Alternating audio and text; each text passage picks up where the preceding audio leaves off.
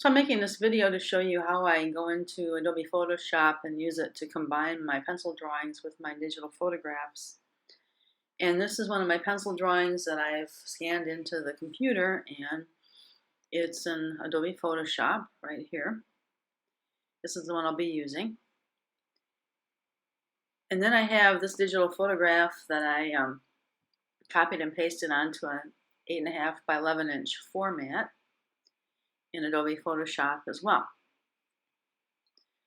Now the next thing I'm going to do is go to this drawing here. And I started to try to use the edit menu to copy and paste it, but it wouldn't work. So I used keyboard shortcuts instead. So I went Command A to select it, and then Command C to copy it.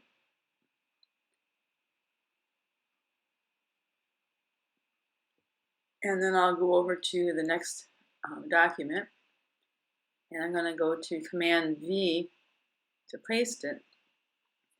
Now to resize it, I go to Command T, that's the free transform, and I use these little handles here to drag the corners up to match the size of the background that I have it on.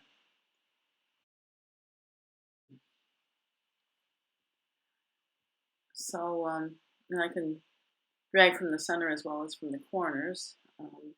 Some of this might get cropped off anyway. So I just drag it up here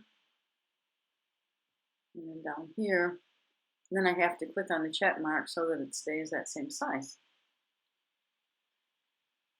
Now I need to make sure that this layer is selected because I'm going to be cutting the white out of the sky by using my, first of all, my magic wand tool to select the whole sky. Just click on it and it selects all of that white area.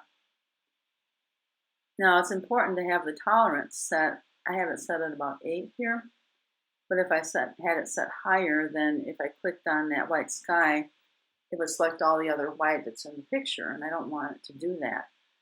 So that's actually something you have to experiment with to get the right tolerance to do what you want to do. All right, then I go Command X, and that cuts it out. But I still have a lot of little raggedy pieces. I have a lot of little white chunks here in the tree branch, and the more of the sky that shows through the branch, the more natural it's going to look. So I go through with my magic wand tool, and I'm clicking on every little white chunk, and then I'm pressing Command X to cut that little chunk out. And this works really well for basically little tiny confined spaces, because it cuts out the little piece without altering the surrounding area. And this can take quite a bit of time, but you want to go ahead and take the time, because the cleaner you get this, the better your piece is going to be when it's done. So I'm going to all the little white chunks that were the sky in the drawing, and I'm eliminating them so that the sky in my digital photograph shows through.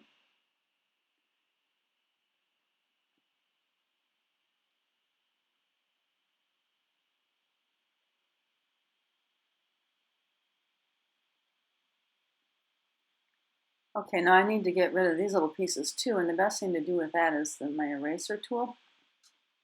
And so I just go along, and I'm still making sure that I have that layer selected, and I'm erasing all of these along the top, everything that I don't want there.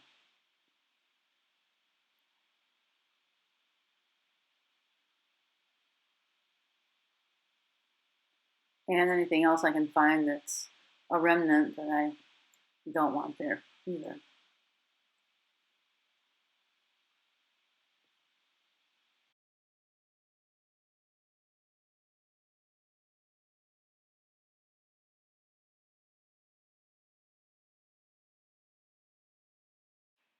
Now some of these edges look just a little bit rough, and So I'm going to use my blur tool and set it at full strength because it's not a very strong tool. And then I'm just going to take the blur tool and I'm going to go over these edges that I want to smooth out. And I can go over the edges several times to try to get them smoother.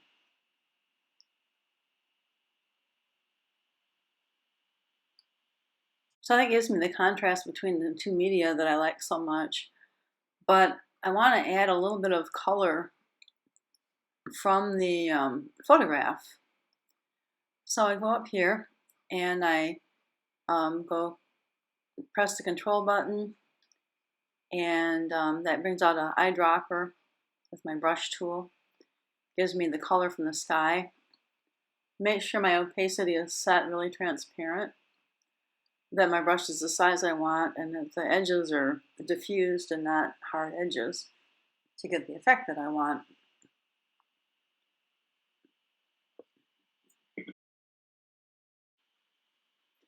So then I just gently lay some transparent color from the sky along in my drawing wherever I want it. And what that does is gives the effect of just the pink moonlight glowing on the earth below. And I can do that pretty much on every part of this that I want. Okay, now since the cabin is facing away from the moonlight, I want to put some shadow areas on the porch because that would make it look more natural. So I sampled from kind of the reddish black up there in the photograph, and I'm still using my paintbrush, and I'm going to start adding this into the porch area. As you can see, I still have it really transparent, so that gives me more control over it. So I can make it as opaque as I want by going over it more. And I want to give the effect of the shadow, but I don't want to make it so dark that I can't see any of the details that I drew. So that's what I'm going for right now. So once I get it the way that I want it, then what I need to do is go to layers and then flatten image, and that sandwiches it all into one layer so that I can't work on separate layers anymore. And then I want to crop it a little bit because I have that white edge over there and probably some material along the bottom I want to get rid of. So I'm going to use my cropping tool and basically grabbing and dragging these little handles to select what I want to keep in the picture, basically. So anything that's not covered by the light area, that is going to be gotten rid of. So once I get it the way I think it'll work, I click the check, and I still see that there's some over on the right-hand side that I want to get rid of too. So I'm going to use the cropping tool again and recrop it to get it more defined. And sometimes with this cropping tool, it's hard to get the edge exactly where you want it, especially when it's just within a small area. So hopefully this will work. Just pull it back a little bit and click the check mark, and there it is. So that's basically how I do this, and there's more I can do to it, but you get the general idea. So now I'm going to save it, and I'll save it where I want it. I'm going to call it Red Sunset, and I'm going to save it as a JPEG because there you go, and save it as a higher quality, and that's it, and then it's done.